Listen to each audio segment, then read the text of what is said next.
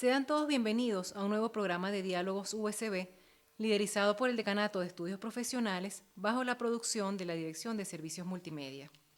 Quien les habla, María Gabriela Gómez, decana de Estudios Profesionales, tiene el gusto de contar con la participación como invitado a este espacio del doctor Joaquín Lira Olivares, quien es profesor emérito de la Universidad Simón Bolívar, con quien estaremos conversando sobre el uso de las cerámicas para implantes óseos. Bienvenido, profesor Lira. Muchas gracias por la invitación. Es un placer estar con ustedes.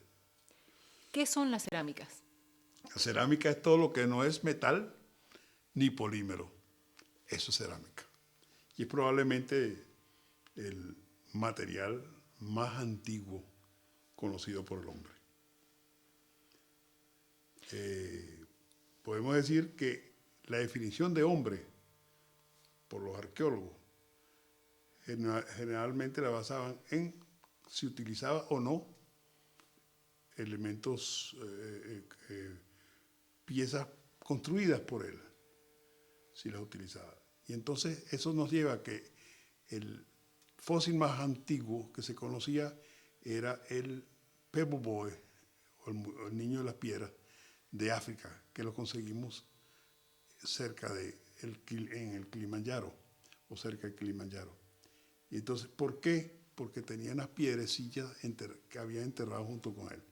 Entonces, el hombre o el ser bípedo que tenía cerámicas en sus manos era un hombre, por definición. Por eso decimos que la cerámica debe tener varios millones de años, entonces, como material conocido por el hombre. ¿Desde cuándo se conoce el uso de las cerámicas para terapias médicas? Para terapias médicas, probablemente el tiempo es muy corto. Digo probablemente porque no sabemos exactamente si se nos ha escapado en algún caso. Pero debe tener más de 60 años, pero no mucho más, el uso en terapias médicas. No quiere decir por eso que no se haya utilizado en medicina, pero no como elemento terapéutico, no para mejorar una condición, sino en forma estética. Se conoce el uso de cerámica para dientes ornamentales en el Perú, y creo que también, si mal no recuerdo, en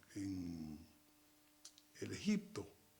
Es decir, pero como en forma ornamental, un diente de ágata, por ejemplo, cosas por el estilo. Pero no como terapia ha sido alrededor de unos 50, 60 años. ¿Cuáles son las diversas aplicaciones que este tipo de material tiene en el campo de la medicina? Muy particularmente cuando conversamos, cuando le invité, en el tema de implantes óseos. Que yo sepa, se ha utilizado relativamente poco desde el punto de vista de variedad de usos, pero se ha utilizado mucho en implantes de cadera, como el cabezal del fémur y como su contraparte que va fijada al hueso para que ese cabezal de fémur se pueda mover. Entonces, ese es el uso mayor que se le ha dado a la cerámica, y debe tener unos 20 años en que se está usando. Al principio con muchísimas fallas, porque la cerámica que se usaba era alúmina pura, y la alúmina pura tiende a partirse y en algunos casos estallar cuando se está usando como este implemento. Pero luego se ha estado usando también en la parte del implante que entra dentro del hueso, porque se pone sobre este material generalmente metálico, se pone una cerámica, se recubre pues con una cerámica osteoinductora para que el hueso crezca hacia la prótesis y se adhiera a él. Entonces, esos son los dos usos más frecuentes. Pero se ha usado también en los huesecillos del oído, se ha usado cerámica, no tengo estadísticas sobre ella, y se ha utilizado en otros casos en la parte óptica, ¿no? Pero no con la frecuencia que se está usando en FEMUR. ¿Podremos identificar cuáles son las ventajas de usar este tipo de material para implantes óseos y otros? Pues sí. Las ventajas para implantes óseos han sido que la cerámica es más dura, generalmente, que cualquiera de los otros materiales. Por lo tanto, esto nos ayuda a que los implantes sean más duraderos. Al mismo tiempo, si la cerámica está bien trabajada, bien diseñada, desde el punto de vista mecánico y desde el punto de vista de materiales, con esto quiero decir que se coloquen elementos aleantes en la cerámica, tal que la hagan más resistente al desgaste, la hagan más resistente a la fatiga. Entonces tenemos implantes mucho más duraderos que los que hasta ahora se han estado utilizando. Estos desarrollos son nuevos. Estos desarrollos algunos no han salido al mercado, pero muchos ya han salido al mercado con excelentes resultados. Eso por ahí. Yo no he mencionado que también se puede usar la cerámica para tratamientos de otras dolencias del cuerpo humano. Por ejemplo, el tratamiento del cáncer. Se puede utilizar cerámica para el tratamiento del cáncer.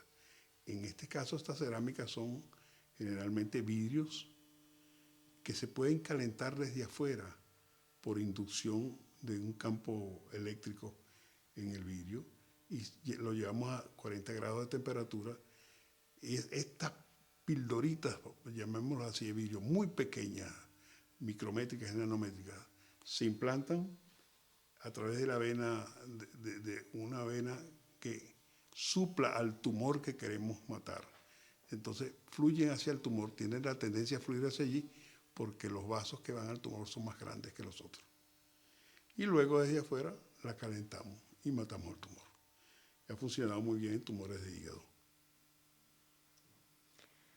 Podríamos ahora, para finalizar esta conversación, hablar sobre lo que se está haciendo en la Universidad Simón Bolívar en este campo. En la Simón Bolívar nos hemos dedicado, sobre todo, al principio nos dedicamos justamente a la parte de cáncer, ¿verdad? De hacer microesferas y nanoesferas para la inyección, para el tratamiento del cáncer, ¿no? Por calor, ¿no? Por calentamiento por campos eléctricos y magnéticos. Y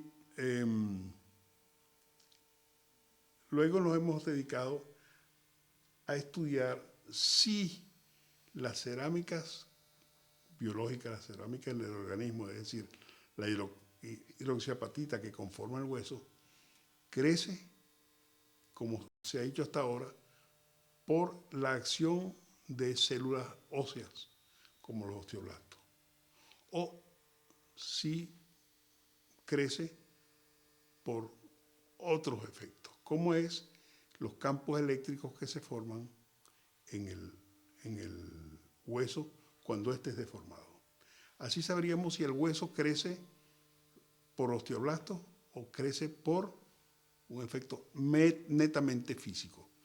Entonces hemos hecho experimentos con colágeno óseo y notamos que el colágeno óseo sirve como base para el depósito de cerámica si este es doblado. Después lo hicimos con un polímero piezoeléctrico que, al igual que el colágeno óseo, forma un campo eléctrico en el momento de ser deformado, y nos encontramos que también se deposita en él hidroxiapatita u otras apatitas que también se encuentran en el cuerpo humano. Es decir, sin la intervención de ninguna célula ósea. Por último, lo hicimos tratando de depositar hidroxiapatita con un campo eléctrico, es decir, una especie de condensador y tratamos que en ese condensador se depositara la hidroxiapatita sobre metal y se depositó. Es decir, comprobamos que el campo eléctrico es lo único que interesa, lo único que controla, no necesariamente lo único, pero lo que mayormente controla la deposición de hidroxiapatita. Y esa es creemos que es una gran contribución nuestra a la medicina, así como al estudio de precipitación de estas apatitas. Profesor Lira, inmensamente agradecidos por su gentileza al aceptar conversar con nosotros sobre el uso de las cerámicas para implantes óseos. Muchísimas gracias, espero verla de nuevo.